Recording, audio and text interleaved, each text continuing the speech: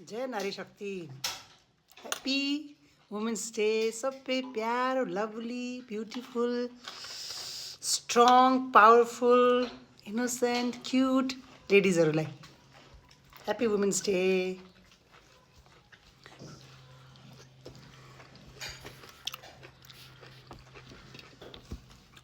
Healthy खानुस् all ladies, राम्रो खानुस्, पुरा परिवार तपाईँको बलमा हुन्छ, तपाईँको माथि हुन्छ है।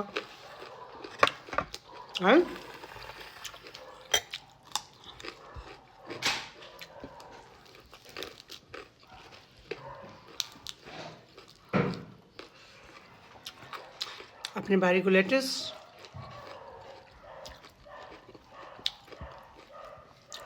आज वुमेन्स डे हो,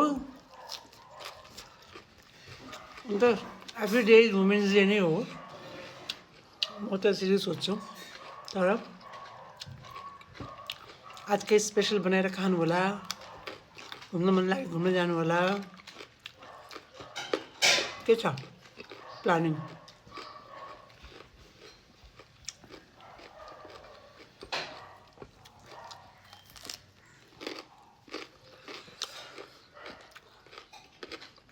नुन कम छ कि यसमा?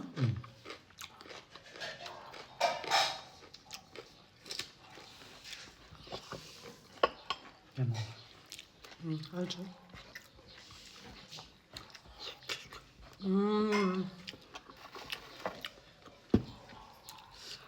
अलिकति नुन कम छ क्या आज। आज पनि नुन कम खानुहुन्छ, मलाई अलिकति नुन भए मिठो लाग्छ। यसमा त नुन कमै खाऊ भन्छन् के अरे होइन, म कमै छ तर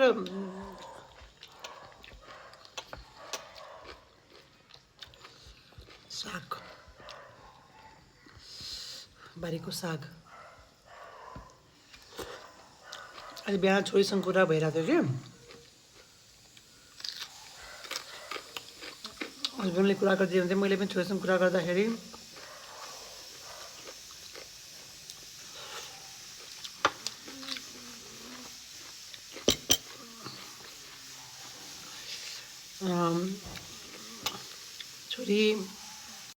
छोरीसँग कुरा हुँदाखेरि छोरी अब बुढेसकाल साह्रै गाह्रो छ, बुढेसकालमा हेल्प पाएन भने, सहयोग पाएन भने फेरि बुढेसकालमा बुद्धि उल्टो हुँदो रहेछ जस्तो लाग्छ कि मलाई। अलिकति बच्चा जस्तो हुन्छ नि भन्छ बुढो मान्छे एकदमै, नगर भने त्यही गर्नुपर्ने, यसो गर भने नमान्ने, जिद्दी भइहाल्छ के। अनि कस्तो बच्चा जिद्दी भएपछि कस्तो क्युट जस्तो लाग्छ कि, बुढो मान्छे कति कुरामा मान्दैन के, एकदम गाह्रो गरिदिनुहुन्छ। तर क्युट त क्युटै लाग्छन् होइन उनीहरू पनि, तर कहिलेकाहीँ इरिटेसन भएर हुन्छ नि त, छोरी यस्तो हुन्छ उस्तो हुन्छ के गर्ने होला। अब हामी पनि पछि त बुढै हुने हो, हामी म हेरिहाल्छु नि किन पिर गर्नुहुन्छ भन्छ बेचारा बच्चाले त। तर अब गाह्रो हुन्छ छोरी बच्चालाई। तिमीले हामी चाहिँ म अलिकति जिद्दर टाइपको छौँ, बुढेसकालमा अझै जिद्दी होला, म अझै तङ गर्ने होला, कस्तो टेन्सन हुन्छ मलाई। हामीहरू सासू त अझै त्यति जिद्दर खाले टाइपको हुनुहुन्न कि, भने मानिहाल्नुहुन्छ। अरू अर्कै खाले माया टाइपको हुनुहुन्छ कि, तर पनि अहिले बचपना त धेरै आइसकेको छ, जिद्दी यो चाहियो त्यो चाहियो गर्नुहुन्छ कि। मैले यसो कुरा गर्दा गर्दा गरिरहेको थिएँ, अनि मेरो कुरा चाहिँ मेरो हस्बेन्डले सुन्दै हुनुहुन्थ्यो कि छोरी अहिले त अब तिमीलाई, मेरो हस्बेन्डले भनेको छोरीलाई, तिमीलाई अब पालेर मैले पठाइसकेँ, अब मलाई फेरि अर्को छोरी आएको छ भन्दै हुनुहुन्थ्यो कि।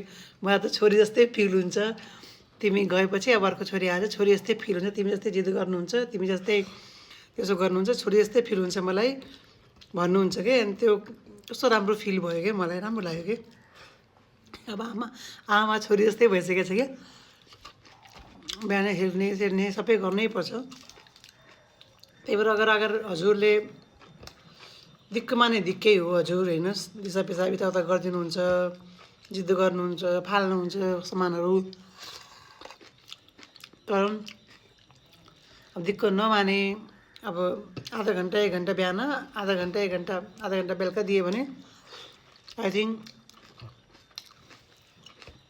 राम्ररी हामीले गर्न सक्छौँ कि दुईजना मिलेर गर्छौँ। मम्मी हुनुहुन्छ, अब जस्तै कहिलेकाहीँ उहाँले भ्याने भने म गरिदिन्छु। बिहान हाम्रो सधैँ मम्मीलाई नुहाउनुपर्छ, उहाँलाई नुहाउनु एकदम मनपर्छ।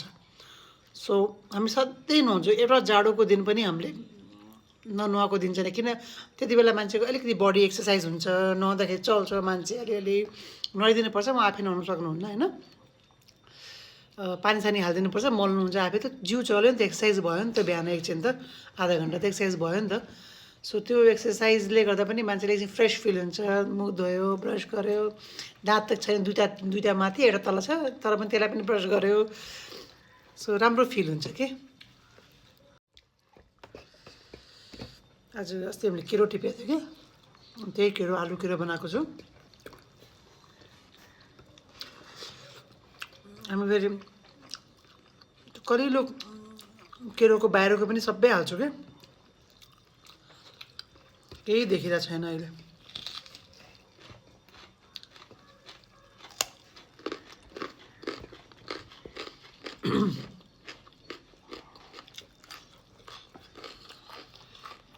आज बनाएको फ्रेस आजै बनाएको हो।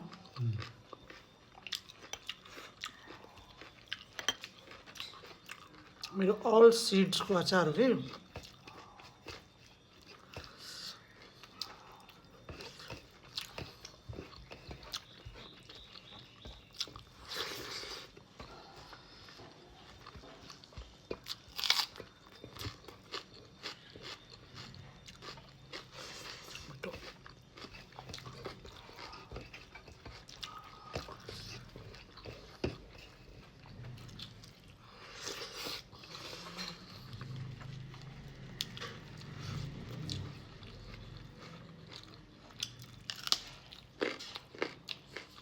के छ मसला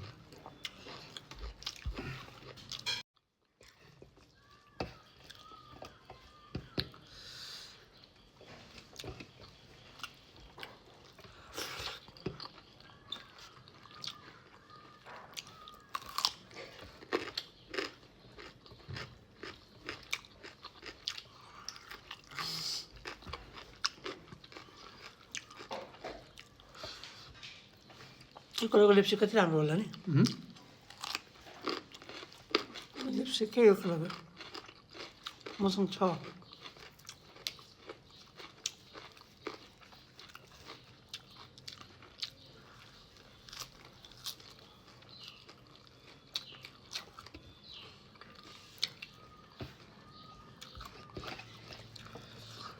तरकारी है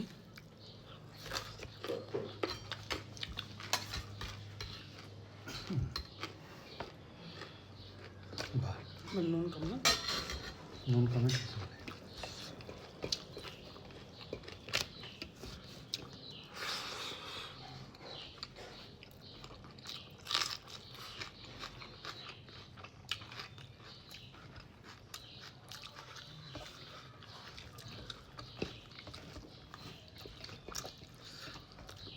यो टोफू हो कि फेभरेट टोफू।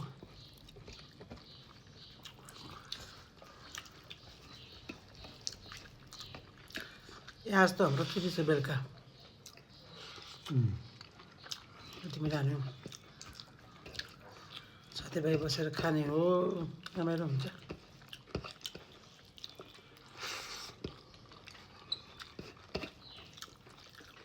रमाइलो